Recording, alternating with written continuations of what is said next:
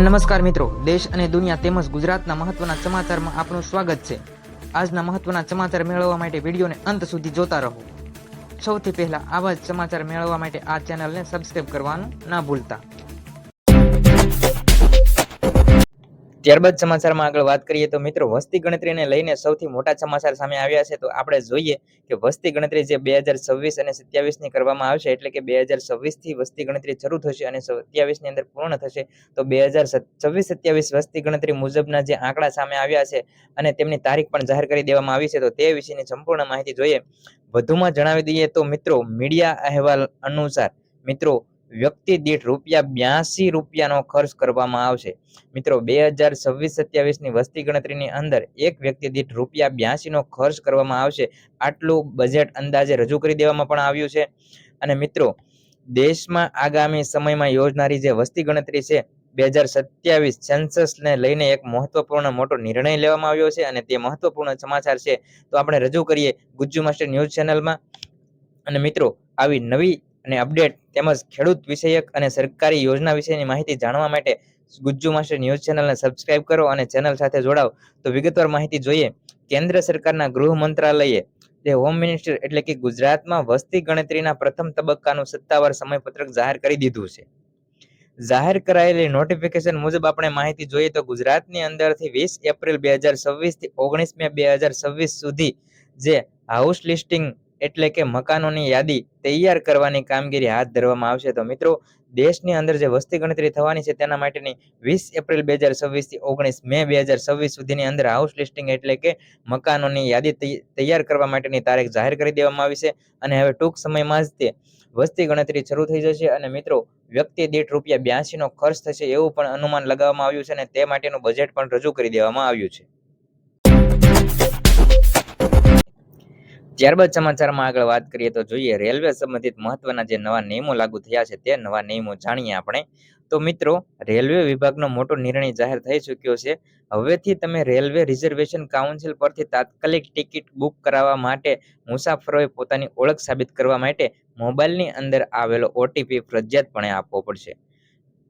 રેલવેની અંદર આપણે મુસાફરી કરતા હોય છે, જો તાત્કાલિક ઇમરજન્સીની અંદર આપણે મુસાફરી કરવાની થાય અને તાત્કાલિક ધોરણે ટિકિટ બુક કરાવવાની થાય તો હવેથી રેલવે વિભાગ દ્વારા એવો એક નિયમ જાહેર કરી દેવામાં આવ્યો છે।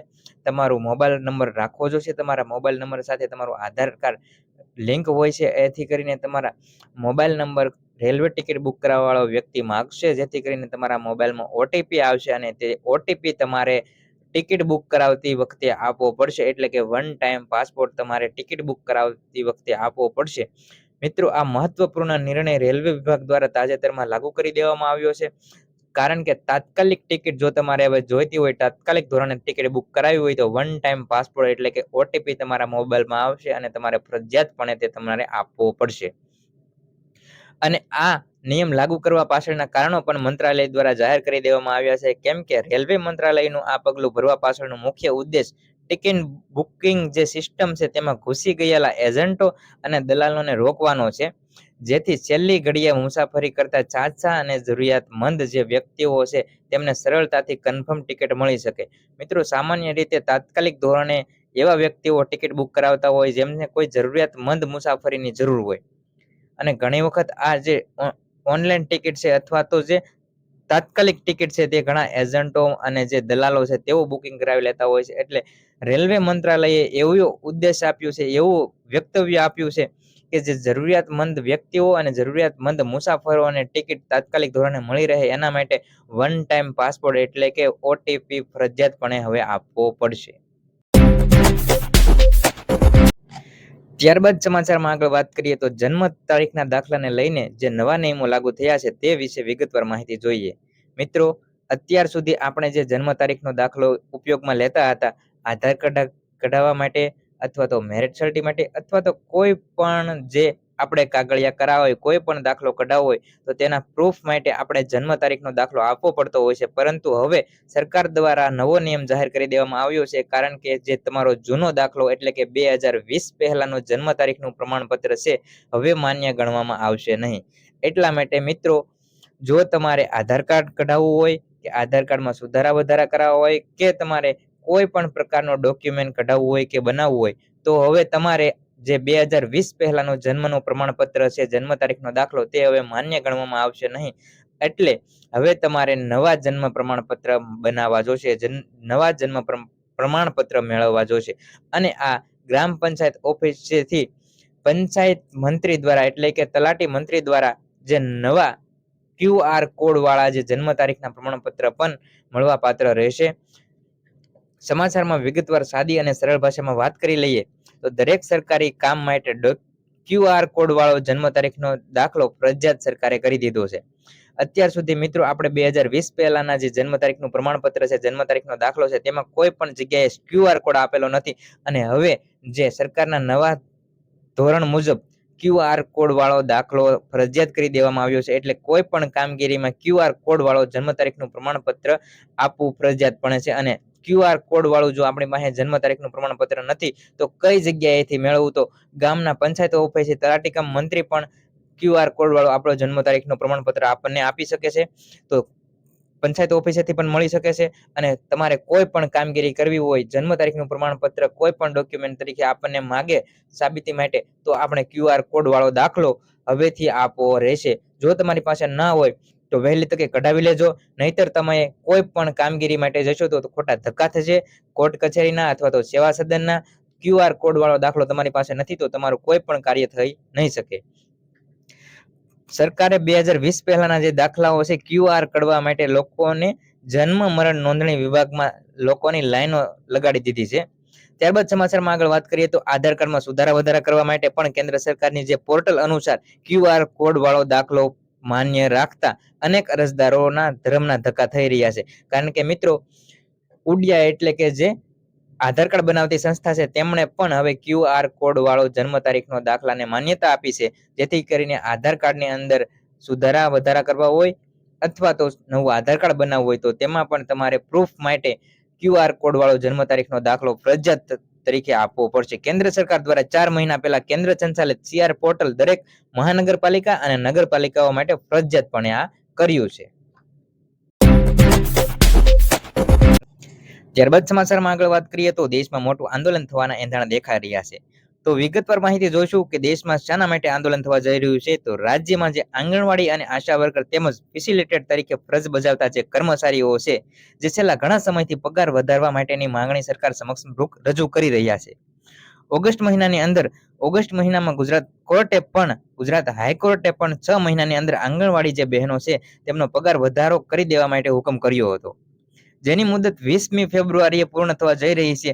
ત્યારે 16મી ફેબ્રુઆરીએ જે રજૂ થનારું ગુજરાતનું બજેટ છે તેની અંદર પગાર વધારાની જાહેરાત કરવામાં આવે તેવી માંગણી સાથે 1.40 લાખ જે કર્મચારીઓ બહેનો છે, જે સરકારશ્રીને અલ્ટિમેટમ આપ્યું છે. જો આ આશા વર્કર તેમજ જે આંગણવાડી કાર્યકર બહેનો છે, જેમને હાઈકોર્ટે પણ 6 મહિનાની અંદર પગારો વધાર કરી દેવા માટે હુકમ ફરમાવ્યો હતો, જો તેમની માંગને સ્વીકારવામાં નહીં આવે તો આગામી સમયમાં આંગણવાડી બહેનો છે જે ભારત બંધ વ્યાપી આંદોલનમાં જોડાશે તેવી ચીમકી પણ તેમણે ઉચ્ચારી છે. દરમિયાન 12મીએ જો નવા કાયદા અનુસાર જો વિરોધ જાહેર કરાયેલી દેશવ્યાપી હડતાલના આંગણવાડી બહેનો પણ જોડાવાની જાહેરાત કરી ચૂકી છે.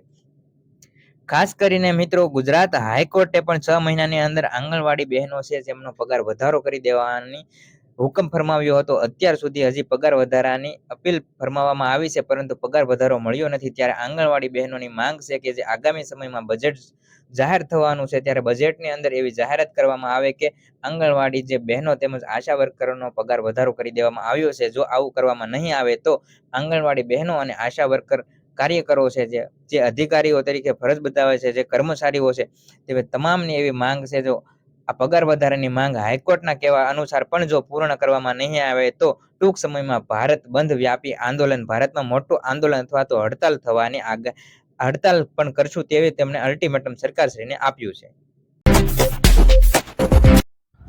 ત્યારબાદ સમાચારમાં આગળ વાત કરીએ તો મિત્રો હાલમાં 2026નું બજેટ જાહેર કરવામાં આવ્યું છે અને નિર્મલા સીતારામન દ્વારા રેકોર્ડ પણ સ્થાપિત કરી દેવામાં આવ્યો છે. બજેટ જાહેર કરવાનો તો તે હેતુસર ખેડૂતોના હિત માટે કેટલા પ્રકારના નિર્ણય લેવામાં આવ્યા અને ખેડૂતોના હિત માટે કેટલું બજેટ જાહેર કરવામાં આવ્યું છે તે વિશે થોડી વિગતવાર માહિતી જોઈએ તો આજે 2026નું જે બજેટ રજૂ કરવામાં આવ્યું છે અને જે બજેટની અંદર જે મહિલાઓ, જે ગરીબ અને મધ્યમ વર્ગના લોકોના જે કર્મચારીઓ છે તેમના માટે પણ જાહેરાતો કરવામાં આવી છે અને આ બજેટની અંદર ઘણી વસ્તુઓ સસ્તી થઈ છે તો ઘણી વસ્તુઓ મોંઘી પણ થવા જઈ રહી છે. સાથોસાથ ખેડૂતોના હિત માટે કેવા પ્રકારના નિર્ણય લેવામાં આવ્યા છે અને ખેડૂતોને શો લાભ થઈ શકે છે આગામી જે આ 2026નું બજેટ રજૂ કરવામાં આવ્યું છે તેની અંદર, તો તે વિશે થોડી માહિતી જોઈએ તો ખેડૂતો માટે પણ આ બજેટની અંદર રાહત આપવામાં આવી છે, પરંતુ ખેડૂતોને જે પણ આશા હતી તે પૂરી થઈ શકે તેવી લાગતા નથી. કારણ કે ખેડૂતોને જે દેવા માફ કરવામાં આવશે અને ખેડૂતોને જે પીએમ કિસાનનો હપ્તો વધારવામાં આવે તેવો હજુ સુધી કોઈ ઉલ્લેખ કરવામાં આવ્યો નથી. કારણ કે મિત્રો, પીએમ કિસાન નિધિ યોજના અંતર્ગત 2000 રૂપિયાનો હપ્તો દર 4 મહિનાના અંતરે આપવામાં આવે છે. તો મિત્રો, વાર્ષિક 6000 રૂપિયાની સહાય પીએમ કિસાન નિધિ યોજના અંતર્ગત તમામ ખેડૂત મિત્રોને આપવામાં આવે છે. તો તેની અંદર વધારો કરવામાં આવશે તેવો પણ કોઈ નિર્ણય લેવામાં હજુ સુધી આવ્યો નથી.